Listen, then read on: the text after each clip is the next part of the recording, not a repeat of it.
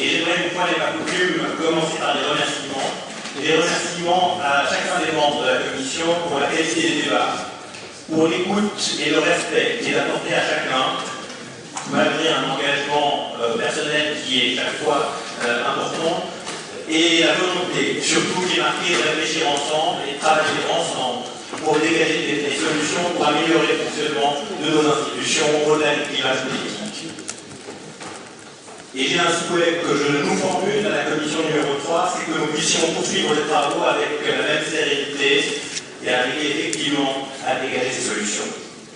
Voilà pour le préambule, et j'en viens tout de suite à l'organisation de nos travaux pour vous dire que nous avons commencé par une première phase d'identification des sujets. Nous avons préparé une liste qui devrait vous être distribuée prochainement à chacun des constituants des sujets qui vont être l'objet de débats au sein de nos commissions. Cette liste est évidemment destinée à évoluer au fur et à mesure des débats.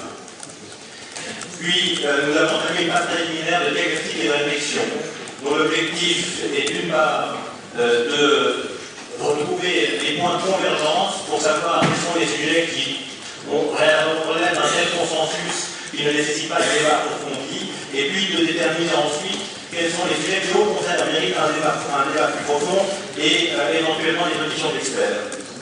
Nous avons d'ores et déjà effectué le travail pour ce qui concerne le pouvoir législatif, et nous entamons maintenant des travaux s'agissant du pouvoir exécutif. Nous espérons, en termes de timing, terminer ces travaux préliminaires à l'été, peut-être au courant du mois de septembre ou plus tard, pour pouvoir ensuite commencer directement à procéder aux auditions d'experts. Maintenant, vous expliquer un peu comment nous sommes organisés, j'en viens au résultat préliminaire de ces travaux. Je serai peut-être un peu moins virginal que mon préopinant, et je m'en excuse d'ores et déjà, mais c'est important que les membres de la constituante sachent effectivement quelle est la teneur des travaux que nous avons pour l'instant effectués. Tout d'abord, nous avons évidemment ce travaux portés sur les législatives, et je me concentrerai sur ce pouvoir-là. Tout d'abord, nous avons effectué un constat principal, c'est que le Grand Conseil fait face à des difficultés très importantes pour jouer pleinement son rôle de pouvoir et parfois même de contre-pouvoir au Conseil d'État. Et que ces difficultés ne sont pas liées au mode d'élection à proprement parler ou à un manque de représentativité du Parlement, ni d'ailleurs à un problème de structure, même si évidemment nous allons nous pencher sur la question de la structure et du mode d'élection, mais bien à une confusion de compétences, parfois avec l'exécutif, avec une tendance pour le Parlement à s'égarer à un rôle opérationnel et les difficultés à se concentrer sur ces tâches essentielles, avec pour résultat que les différents points à l'ordre du jour, les tâches essentielles que le Conseil devrait être à même de traiter, ne sont souvent, voire en général, pas traitées dans le cadre des séances, pas traitées de manière complète dans le cadre des séances du Parlement. En partie, ce constat nous amène probablement à réfléchir à la discipline personnelle des élus, mais elle nous doit nous amener surtout, dans le cadre de la commission, à réfléchir à ce que nous pouvons faire pour améliorer ce fonctionnement, en préparant notamment une meilleure définition des compétences de chaque pouvoir. Alors, au-delà de ce constat premier, principal, nous avons évidemment discuté de toute une série de sujets, et je vais les aborder très brièvement, simplement pour que l'on sache quels sont les débats qui ont eu lieu au sein de cette commission. Ces sujets, je les prends dans l'ordre dans lequel ils ont été traités. Nous avons commencé par parler du nom du Parlement, le Grand Conseil. Je vous rassure, nous n'avons pas passé de nombreuses séances. Puis nous avons parlé de la question du nombre de députés, pour savoir s'il fallait augmenter ce nombre ou le réduire éventuellement.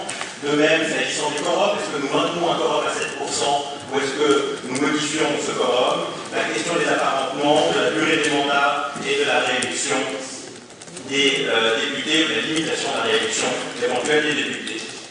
Nous avons évidemment parlé de ce que nous avons catégorisé comme des insuffisances actuelles au sein du Parlement, qui nous a tout naturellement amené à parler de professionnalisation de ce Parlement pour se retrouver autour d'un consensus qui est que cette professionnalisation n'est pas souhaitable et que nous souhaiterions évidemment trouver des aménagements qui permettent au travail du Grand Conseil de garder et d'augmenter leur efficacité sans entrer justement dans un système professionnel.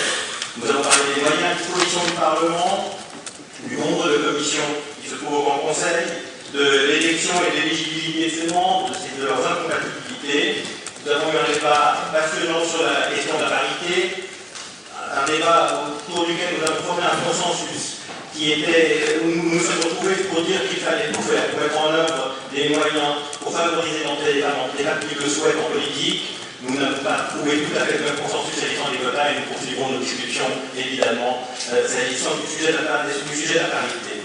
S'agissant des compétences du Grand Conseil, nous avons étudié les compétences du Grand Conseil en matière législative, en matière de finances, et en matière notamment de haute surveillance sur les corps de l'État. Nous avons également brièvement abordé la question des deux référendums obligatoires en matière d'impôt et de logement, qui évidemment relève également de la commission numéro 2, pour nous poser la question de savoir, et nous nous la poserons, si ces deux référendums obligatoires ont toujours leur raison d'être.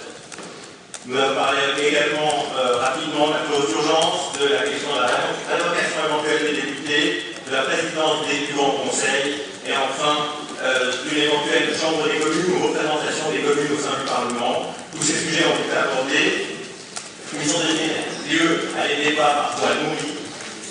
Il est bon que nous ayons ces débats au sein de la Commission, mais pour être sûr, ils ne donneront évidemment pas coup sûr à des articles constitutionnels. Voilà pour les travaux de notre Commission jusqu'à ce jour, et je vous remercie de votre attention.